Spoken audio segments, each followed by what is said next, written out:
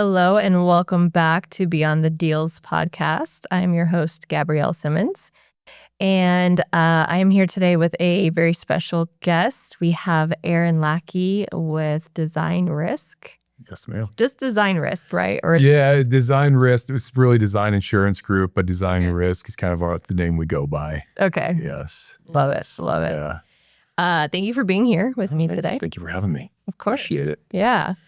So you have recently come into the community as now one of our verified affiliates. Yes. And in your company, you guys provide insurance solutions. Insurance solutions all the way across the board, from everything from personal lines, commercial lines. We even have, not that I touch into it, a health sector, financial planning sector. We have a couple different areas, which kind of explains the design risk side of it. We have design risk, health, and wealth, but I'm strictly on the design risk side. And as of right now in my career, that's all I'm really trying to focus on. I really like how you guys have that set up though. Design risk, design health, and design wealth. Yeah. Right? No, that's great. Yeah, and it allows us here at some point in the future to, if we want to expand to other niches or other markets, if we want to go, design tax services or design, mortgage or whatever we want to go, it allows us to expand to other industries if we ever choose to do so. Yeah. No, I love that. Yeah. And you guys are local. Your office is close to us here in Lone Tree. Yeah, we're local. We're just, for all listeners out there who are familiar with Colorado, we're right off of I-25 and Lincoln Avenue. And just got into that space here about a year and a half ago. We were in a space probably about half that size, and now we have more space than we know what to deal with at this point. So we're slowly expanding. Yeah. You guys are hiring, right? We're hiring. We're trying to find more individuals who kind of fit what we're looking for right now. We have a couple different positions that we're trying to fill by the end of the year. And like any other business, we're looking for the right person. We're not really necessarily in a hurry. Right. Just trying to find the right fit for our culture. Yeah. No, I love it. I'm glad that you came out. That's how we met initially, right? You saw one of our meetings. Yeah, I saw one of your meetups that you're having here, and I'm like a meetup guy. I just like going out. I'm not one who, as much work this can, needs to be done in the office. I'm also one who just likes to go out and network, socialize, kind of meet people, see what's going on in the community, who's doing what, learn about their specific industries and what makes their industries tick, because eventually at some point it all filters down to what I do. It helps me understand, okay, well, the issues we're having is because this industry's having issues or that industry's having issues, and it all comes together as one over time. Wow, that's a really good point.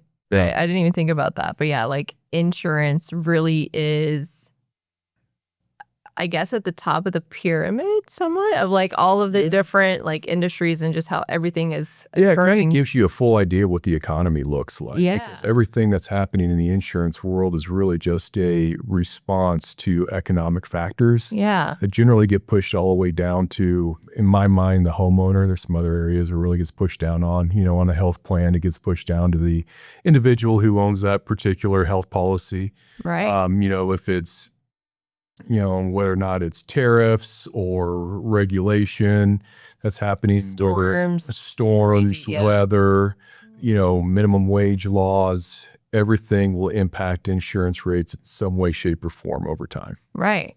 And so you want to be informed about absolutely. all of that's happening in the economy. Absolutely. So you can explain that to people too when they're like, what the heck, this? Yeah, I have a lot of conversations with homeowners who are asking me what's going on, and I say, well, if you're in the conversation with the plumber that I just had that I just wrote a policy for, and to see what's going on in his world, because at some point in time, the economic pressures he's facing are going to create a price increase for his services. Right. So, when a home has some sort of water issue, well, now because his prices have increased, well, the insurance prices are going to have to increase in order to pay for his services. Right. And if you get into a situation of a total loss, you have not just a plumber, but you have the plumber, the electrician, the flooring guy, the roofer, the carpenter. Okay, now we got to go get refrigerators. Where are we getting refrigerators from? Okay, well, now there's an increased cost for refrigerators because somewhere down the supply chain line, there's a issue with parts and labor. Yeah. So it all just kind of filters down, Yep. not just in insurance, but really throughout the entire economy. Yeah. Yeah. No, that's a really good point. Yeah. So I'm glad we were able to bring you into the community to share your business, your services with all of the other members. I initially I didn't quite understand how insurance fits in the community of investors and wholesalers myself. I was like, well, it makes sense to me that we work with title companies and lenders and inspectors and but in having more conversations with you, I was like, oh yeah, there's totally lots of ways that it's important for us as investors. Oh, absolutely. To have these in-depth conversations with someone who understands insurance. Absolutely. Because a lot of these investors are getting into a deal worth, depending on the home, let's just say $500,000. And if that home is not properly protected and there's an issue at some point in time, whether it's, a fire, we saw that up with, the Marshall fires, even the fires in California. Yeah. If it is not protected in a way, you might actually be losing your asset. Right. So insurance is basically, just risk transfer. It is, hey, we'll pay you a monthly premium in order to take on the risk if this home goes up in flames, or if there's, total loss struck by lightning, the insurance company is now on the hook for the damages, and I'm not paying out of pocket. Now, Right. You can get into deductibles and that kind of stuff, but, so there is going to be a little bit of out-of-pocket cost on that. And never expect an insurance company to come in and just completely write a blank check to fix everything. But, for the most part, they will be taking care of, majority of the damages. And if you're properly covered. If you're properly covered. Yeah. We saw a lot of that, in the Marshall fire and even the fires out in California. And really, there's many examples nationwide of how policies were not, I wouldn't necessarily say correctly written, but what they did and did not cover on that particular policy left the homeowner with, some individuals just, they got it checked. Here you go, take care of everything. And there's other individuals who are realizing I'm going to bring, maybe $1 million to the table just to get my home replaced. Right. And do I have that in my bank account? Right. Some people do, some people don't. Yeah. It just depends on the individual and their individual circumstances. And, if you get into an individual who has, multiple properties, okay, well, I have 5 fix and flip projects going on at the exact same time. Yep. Okay, well, sometimes you can put those on an individual policy or commercial policy, to cover everything. Sometimes it might be better just to cover each individual home by itself. Do you have it in your name? Do you have it in an LLC? Because there are some levels of protection versus, between the two. So those are all conversations that I have with them and, with clients, and just kind of get a full understanding of what they're doing. Yeah. A lot of individuals just call, they'll just call an insurance company and say, hey, I need insurance. Okay, well, here's the price. Okay, Right. sign me up. Exactly. But what did you actually get for that price? Right. And are you understanding? And are you understanding what you're buying? Right. Because there's policies out there. That's really just an expensive piece of paper. It's worth the paper it's printed on. That's about it, and then something happens and they're going, well, why am I not covered here? Why is the insurance company not paying out? Well, that's what you agreed to, unfortunately. Right. And that person was willing to just write that policy and just move on. Unfortunately. And that's what I really appreciate about you, is that you're willing to take the time to ask the questions and get a full understanding of what it is that we need. And yeah, because I've seen the horror stories. Yeah. And I don't want to be a part of a horror story. Yeah. And there's situations where you're like, you're in a good spot. You have everything you need. There's nothing I want to go change about this policy. And depending on the situation, sometimes if we're bringing a policy into the system, it's already written, well, we're taking on the risk as an insurance company this was a poorly written policy.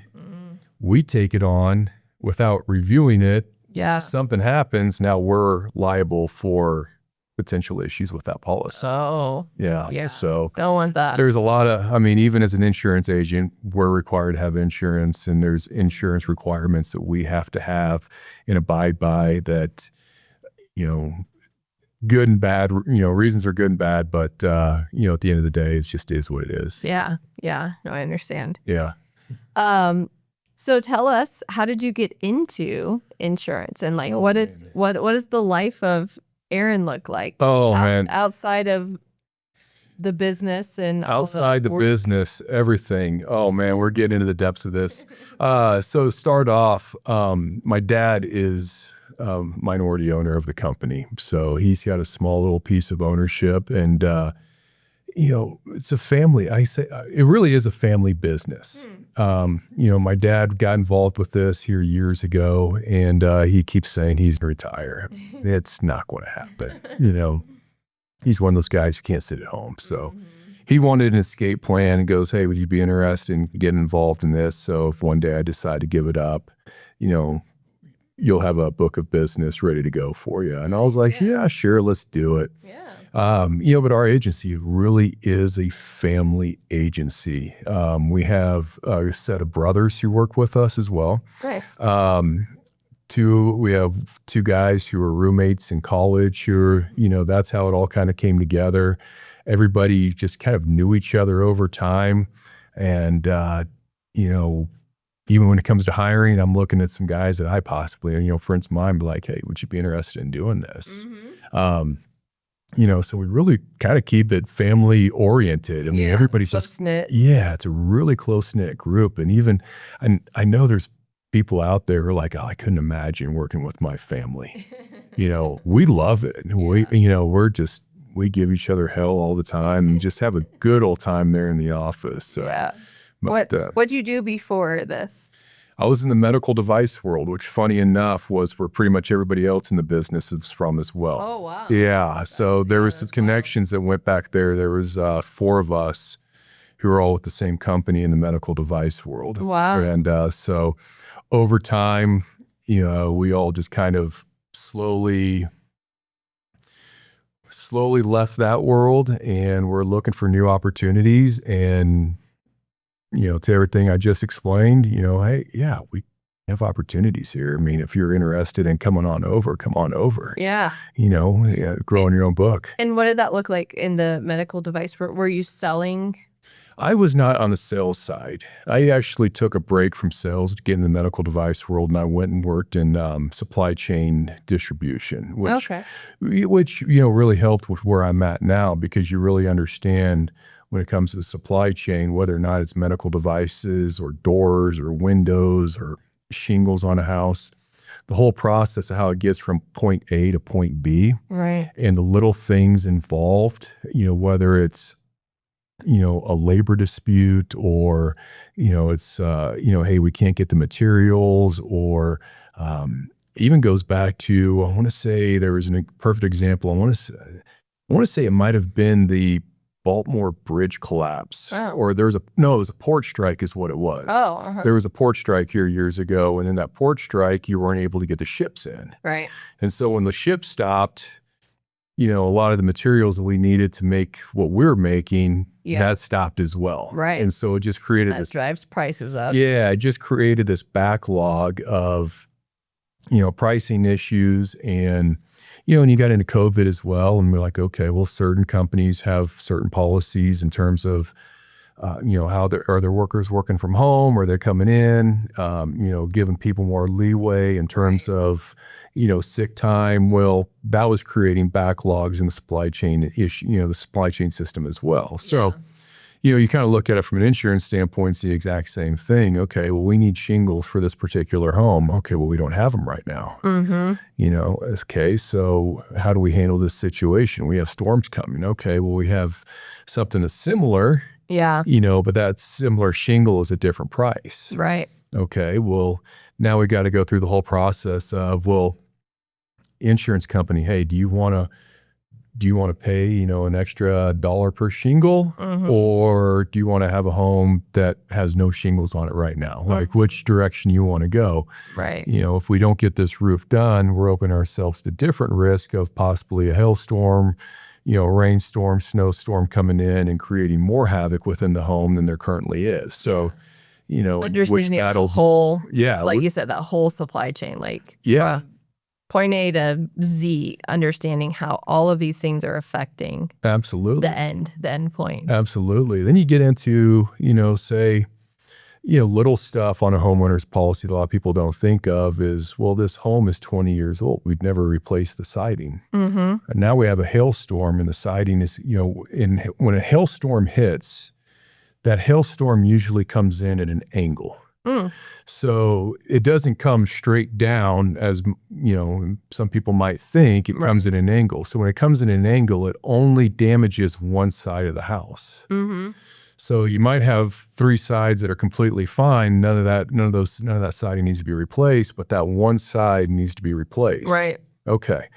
Well, the siding is also 20 years old, and that particular siding isn't made anymore. That color, yeah. Yeah, that color isn't made. We don't have that color. Or material. That material. We don't have that particular brand. I've seen this personally. Yeah, we don't have any of that. So what do? Well, we're going to be forced to even replace the stuff that doesn't need replaced just so it can match. So there's endorsements on a policy that you can put in place. Be like, well, we're going to do matching siding and shingles. And you kind of see that a little bit on clay tile roofs. If you really pay attention to clay tile roof, you might look up there and say, well, there's a couple tiles that look a little different. Well, those you can just slide in and out pretty easily. I'm not a roofer by any means. That's my understanding. When a clay tile roof, you don't really need to go replace the entire roof. You just place one tile. Okay.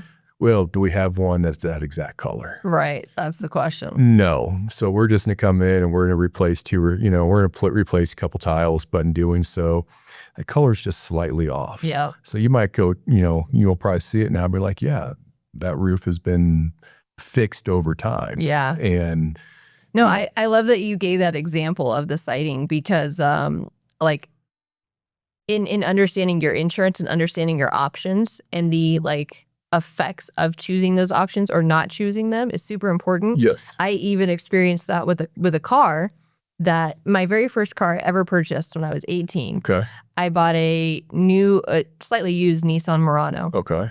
And I got the warranty, all this coverage on there, right? Yeah. And then they're like, well, I ended up having an issue shortly after I purchased it with the transfer case. Okay. And brought it in. They're like, oh yeah, it's going to be $6,000 to fix. And I'm like, where in the heck am I supposed to get that money from? There's no way. And I'm like, I purchased this warranty. Why is it not included? And they're like, well, and they show me the actual paper for the warranty and the options.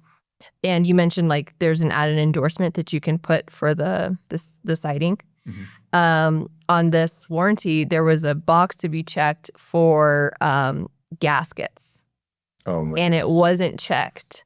And that was I guess part of what failed within the transfer case. And so I raised hell because I was like, guys, I'm a young woman who came in here by myself, purchased a vehicle, and the person who sold me this warranty gave me no explanation to what the options were and the importance of these options.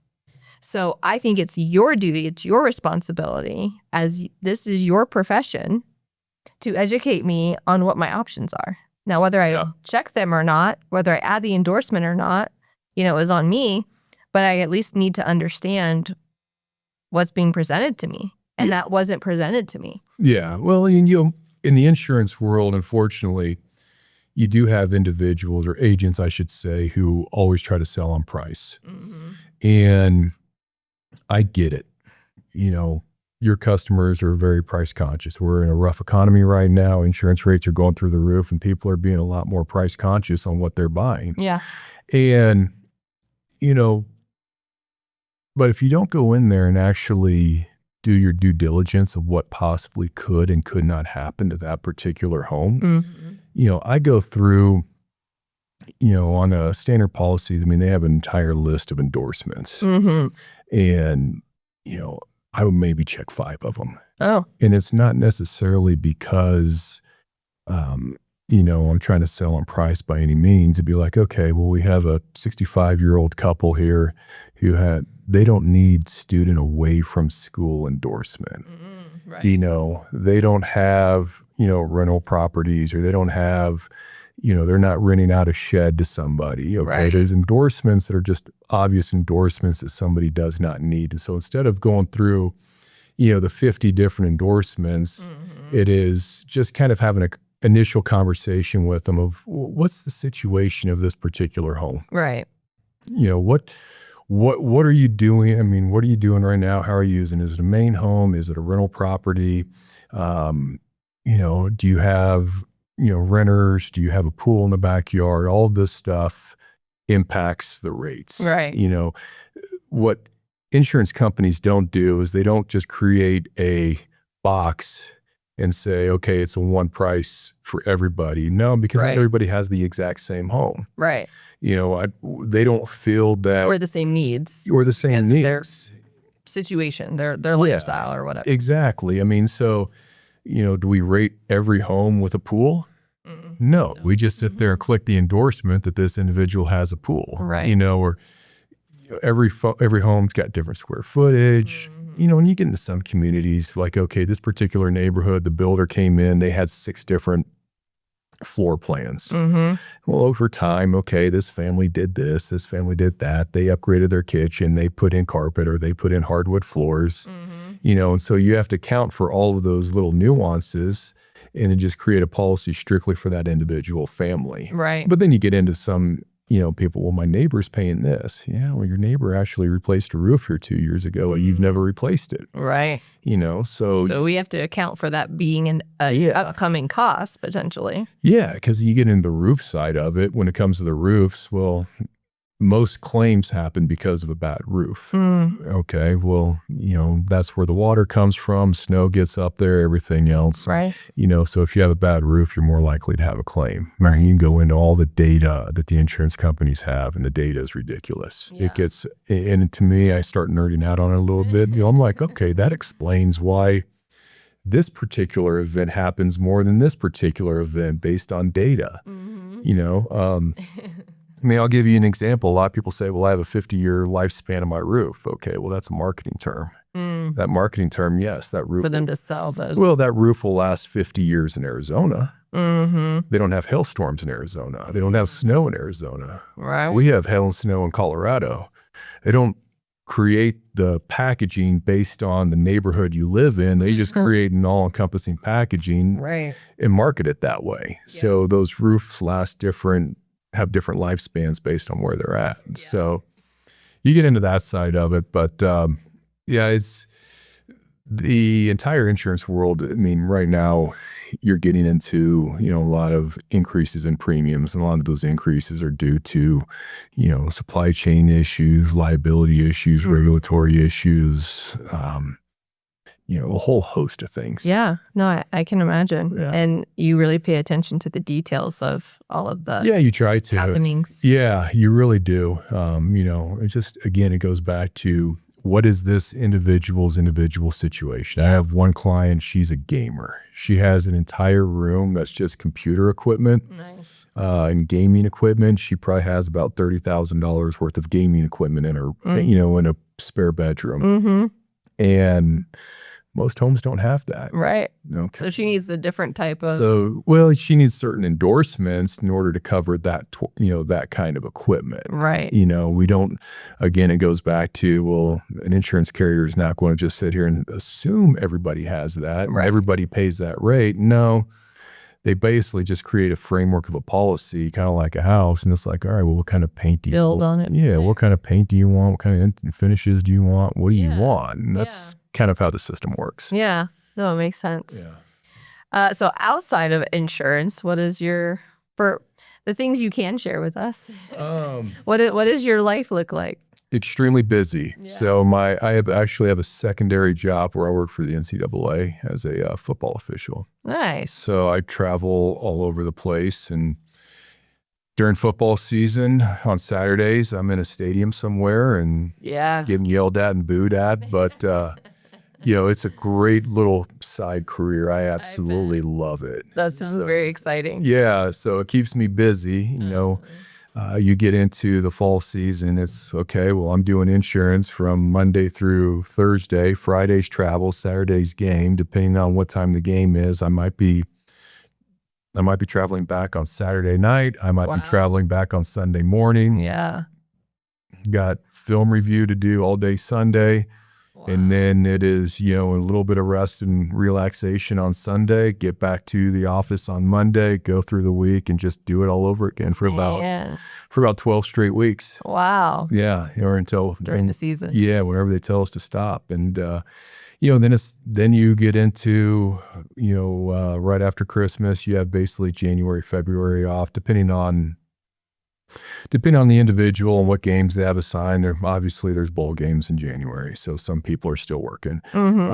February is kind of a quick little break, and then you get back into it in March and April, where you have all the spring practices that you have to be at, and spring scrimmages and spring games. And then you get into the summer season, and there's stuff that you do over the summer. And then August 1st kicks back up and the season starts. So it goes August through basically Thanksgiving for me. Wow. Yeah. Yeah. So, very, very busy. Oh, but that's super cool. That's very unique. I can't say I've ever met anyone who is official. Yeah. I wanted to say officiant. Yeah. Official. An official, football official. Yeah. I say official because there's actual positions within the field. I don't want to go into all the details, but there is an actual referee on the field, and who's the crew chief. He's the one wearing the white hat. So okay. I like to use the term official, since I'm not a referee by position on the field. Okay. But do you wear the stripes? Wear the stripes and okay. Get yelled at coaches. I didn't know there was a difference. Yeah. We all wear the stripes. Yeah. We all wear the stripes. You just have one individual who's wearing a white hat versus everybody else who's wearing a black hat. Oh, okay. Yeah. So and that's the official referee. That is the official referee. Y'all are the officials. And then we're just the officials. Okay. Yeah, and there's 7 others. Learned something new today. Eight of us total, and so we travel together. We're always on the road together. We're going to camps and clinics together. That's cool. And that's what's nice about this world is, I just need a computer to work. Yeah. You can do it from anywhere. I can do it from anywhere. Computer and a phone. You can take calls. Exactly. So I'm, work out of airports a bunch, and just in an airport getting work done, or maybe on a flight getting some work done. And I always just tell people I'm probably not going to be available from about noon on Friday through, Monday morning, but that's pretty understandable for most people, that over the weekend you're depending on the situation, sometimes, an individual has a bad car accident, or somebody has, now we had a fire in our house. Right. We need some advice right here, right now. And they're upset, for obvious reasons. They don't know what to do. Emotions are getting the best of them. And, they want answers now. They want answers now. And a lot of times it's like, hey, we have time. Mm-hmm. We'll get this figured out in some way, shape, or form. Right. And, here are the first steps. First off, always ask if everybody's okay. Yeah. And just kind of make sure that they're good. Mm-hmm. And then just kind of try to take that stress off of them. Yeah. And unfortunately, sometimes those calls come, an hour before I'm headed to a stadium somewhere, and I'm going, okay, we got an emergency going on. Hey, call the office. Hey, can somebody call this person real quick? I'm heading into the stadium. I'm not have my phone on me for about 5 hours, and, we need to have an answer for this person right here, right now. So, right. Oh yeah. So there's a lot of balance that's going on in the mix between both worlds, but I wouldn't trade it for anything right now. There's, I've always looked at it. I kind of got into officiating a little bit because I was sitting there watching games on Saturday afternoon, Saturday morning. Saturdays in the fall. Okay, you're gonna be watching football. What are you doing? You're sitting on the couch. Right. You're sitting on the couch. You're eating. Maybe have a beer or two, and you kind of start going, okay. Is this, I could actually go almost do the exact same thing, make a few bucks doing it, travel a little bit. But how did, what? You were just watching football all the time, and then the idea popped in your head to be like, I want to go there were some other reasons. My dad was a college basketball coach for most of his career before he got out and got in the insurance world. Okay. And he always... he's all like, why don't you go try this? I said, no. And then one day I was like, you know what? Let's go see if there's something here. Yeah. Yeah. And so I went, tried it, did a couple of youth games. I enjoyed it, and they automatically threw me. We're so short of officials these days because of what you see on social media and people. There's always going to be 50% of the people who are to think you made a bad call. The other 50% love you. And so that 50% is out there on social media trying to just saying all sorts, saying all sorts of crazy stuff. Right. But so I was always just kind of hesitant about it, and then I was like, you know what? Let's give this a shot. Did it. Next thing you know, I started moving up a little bit, and I was like, well, I actually could not necessarily make this a career because it is only really fall season with a few things mixed in throughout the year. But I was like, wow, this actually might not be a bad idea. I'm actually getting out about. I'm exercising. It's kind of forcing me to do things better, be detailed. It's really bettered me in a lot of different ways. Good. So, absolutely. And like you said, then you're not just sitting on the couch eating, drinking beer. Yeah, well, it's interesting when you have a profession that actually requires you to stay in shape. Yeah. So now it's like, hey, if I want to go to work, I have to go to the gym, and I have to be ready to go this season because I'm going to be chasing guys half my age and twice my speed up and down the field for about 4 hours, and you better be ready to go for that. Yeah. That makes sense. Yeah, and so keep you in shape. It forces you to do things you never thought you were going to do or had to do, but things that are all good for you. Yeah. I love that. Yeah. And that reduces your risk, right? That reduces your risk for health issues later on in life. Absolutely. Keeping your insurance low. Yeah. There's probably an underwriter out there going, well, why, how are you staying in such great shape? Oh, well, I stand in the middle of a football field with 22 guys who are all crashing in on me. Yeah. Let's talk about that. Yeah, maybe that is more risk, actually. Depending on the position, so there is everything's a risk asset. Everything is a risk. And unfortunately, there's some risk. You go look at an insurance company, it's like, well, do you want to take on the risk? Do you want to, it goes back to the roof example a little bit of, well, their limit is, maybe 30, I'm just throwing a number out there, maybe $30,000 on a roof or something like that. Okay, do we want to pay $35,000 and, pay more than we really should be paying, but we get the roof on today and we avoid any potential issues with hail season? Right. Or do we want to stick to our guns and say, this is what we're paying out, but we're not going to have a roof on for 3 months? Ooh.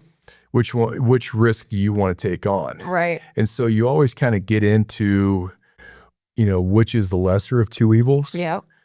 And, so every situation is different. Every claim is different, and how do you want to handle that individual situation? Because the goal at the end of the day is to make that person whole. Yeah. And get them back to where they originally were, no more, no less. Yeah. Does that always happen? No.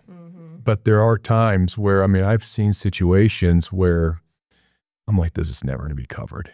It's going through the back of my mind, listening to them like, this is never going to be covered. And like, I don't see anything in the policy that'll cover this. Right. Then we're like, okay, well, let's go through the process. Do some digging. Here we go. All right. Everything's good. Yep. We'll take care of everything. Wow. Yeah. And there's times where you're like, oh, this should be an easy claim. And now it's, no, we're not going to touch any of this. And you're like, wait a minute. Yeah. And that's when we come to bat for the individual and say, okay, this doesn't make sense to us either. So you guys do assist with that part of it. Like if we try to as much as we possibly can based on our knowledge and what we, once it goes into claims, it's a little bit out of our hands. Yeah. But, when you represent, multiple agencies, you have sales reps for each of these agencies who are always stopping in like, hey, is everything good? Right. We appreciate you. You're selling our policies. We love you, blah, blah, blah. Right. Hey, well, that's great. We had a favor to ask you. Here's the situation. What can we do to, help us, fix this? Right. And sometimes, they'll be straight up honest with us. Well, this is what's going on. There's nothing we can do about it. Sometimes our reps will go, this doesn't make sense to me either. And so then they may be willing to go to bat too for their client. Yeah, because we're their account. Yeah. and they don't want to upset the hand that feeds them. So yeah, they'll come in and say, okay, let's push this up the ladder and let's see how we can get this situation fixed. Right. I mean, we've And had, it's the relationship, you know, and, and that's, I know you've expressed that's very important to you, like building, you don't focus so much on like just having clients that you can write policies for, but actually having people that you're building relationships with, getting to know them as individuals and what's important to them, and having that close relationship goes a long way. Absolutely. Because, you know, when you have a client who's been around 10 years, you know what they've been through for the past 10 years. Yeah. You know their history. Yeah. You know that, well, we've never had a claim with them. They're always paying their bill on time. They're doing everything that's been asked of them from the insurance carrier perspective. And because we have that information, it's easier for us to go to bat for them and say, when a situation arises of, okay, we have all the information. We have 10 years of data here to basically go prove that what's going on might have not have been what exactly happened. Right. You know, we had a recent situation where one of our clients got served with a lawsuit and came in, and it was a lawyer out of Florida saying, we're going to, we want you to come in and testify regarding this, situation. Oh. Only to find out that this lawyer in Florida got the wrong company. It's pretty much the same name. Oh. And so you're now having a lawsuit going on against a client, and you've got to go to bat, just to prove like, hey, they've never done business in Florida. They've never done. It's not them. Yeah. It's not them, even though the lawyer is going, no, it's them, it's them, it's them. We've already got the ball rolling on all this stuff. We need them in court here in a week. And no, wait a minute. So we can go to bat. And what a lot of people don't realize is on homeowners policies and, especially commercial policies, legal fees are covered. Oh. Yeah. Yeah, so, that's good to know. Yeah. So and you guys do the O&E, right? Yeah. Yeah. The errors and omissions. Titles. Yeah. Errors and omissions. Yeah. We do errors and omissions policies, for individuals. I mean, when it comes to something like a doctor, okay, well, this doctor's going in and he's performing surgery, and if one little thing goes wrong, I mean, that person might, I'll go back to the orthopedic world when I was working in that industry. When an individual goes under anesthesia, and I'm not an anesthesiologist by any means, but my understanding of it is there's a lot of mathematics that go into play of, okay, this is this person's health situation. This is how long they can safely stay under anesthesia. Right. And in doing so, we might have X amount of time to get in and get out and wake them back up. Right. Okay, and let's just say the anesthesiologist might have been slightly wrong. Right. And they're asleep an extra 5 minutes and they needed to be, and now they're having, health-related issues because, same thing with the doctor. I mean, okay, you go in and you might have put the wrong size knee in. Now that person's limping, or now they have to go in and have a revision. There's an issue with that. Yeah. So there's errors and omissions policies. It's like for doctors, architects, if they're investors, wholesalers. Yeah. I encourage everyone within our community, like, you should have an O&E policy. Oh, absolutely. Because as a wholesaler, as an investor, you're working with big ticket item things, right? Houses. Absolutely. And sometimes shit happens. Sometimes pipes. Sometimes you hire a plumber and they don't do a good job, and then you sell the house, and then there's leaks, and then you're being blamed because you fixed up the house. There's so many different instances where and having those policies are good. Yeah, and then an adjuster comes in and says, okay, well, what was the exact situation? Did you actually own the house when the plumbing work was done? Okay. Who was the plumber? Was it the homeowner trying to do self-plumbing? Right. Did he bring in somebody who wasn't licensed or insured or any of that? Right. Just, a guy he knew down the street? Was it a, large reputable company? Right. And then you get all these lawyers involved trying to figure out exactly pinpoint the issue of who is liable for that situation at that particular point in time. Yeah. And it could have been, well, the real estate agent, might have miscommunicated something, or the But a plumber could have lied and said that they were licensed and insured, and they weren't. Yeah, and then you get and find that out. Well, and then you get the lawyers involved, and they sit there and say, okay, well, we have a loss on this home, and we have $100,000 worth of damage. My client needs that $100,000 to be whole. Right. But I have to find that $100,000 somewhere. Right. Where am I going for it? So they're going through all the insurance policies of everybody who is technically involved in that situation, whether or not they were or not. Right. They're going and investigating every single one of them, but they're going to find the pocketbooks. And whoever has the largest pocketbooks is usually who they're going to be going after. Yeah. That's where when it comes into, when I talk to individuals, like you have 5 rental properties in your name. Let's just say each one's $500,000 each. Okay, you got $2.5 million in assets in your name, and you have minimum liability coverages on your auto policy. Like, that's a good idea. If you get into an accident, who do you think where do you think the lawyer's going to go for the money? Right. He's not going to your auto policy. Right. There's no money there.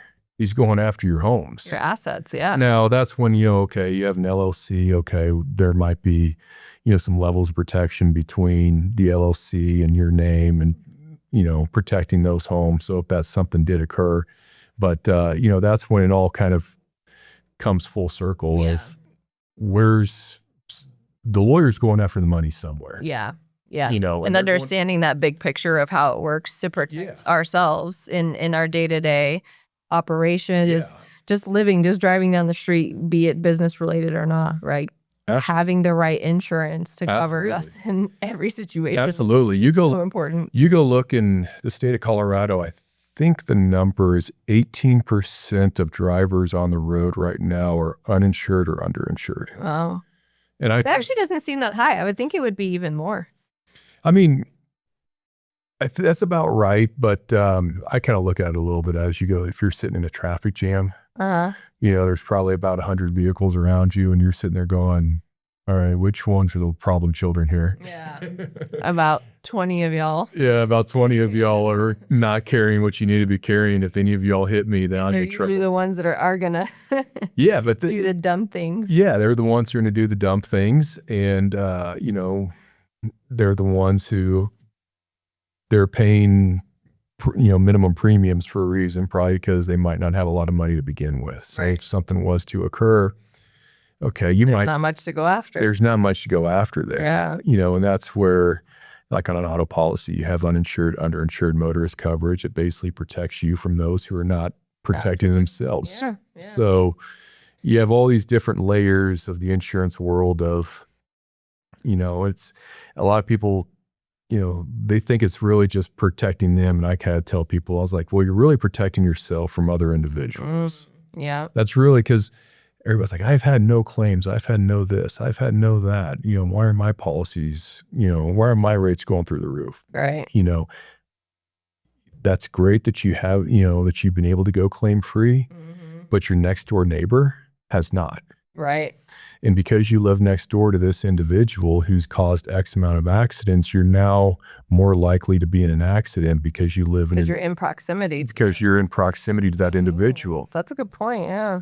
That's where driving apps come into play. Because driving apps take all that information and they go, okay, well, you're driving up, 225 every day.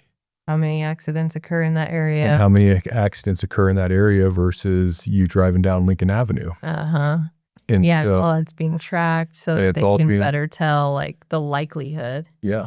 Do you get into that? Like, do you nerd out on the data on that side of like? I don't get to see all the data. I don't get to see all the data, but I've seen some of the data, which is interesting. Like men are more likely to have accidents regarding speeding, whereas women are more likely to have accidents regarding distracted driving. Yeah. A woman's more likely to be on a cell phone, whereas a man's going to be driving, more likely to be driving 90 miles an hour down the highway.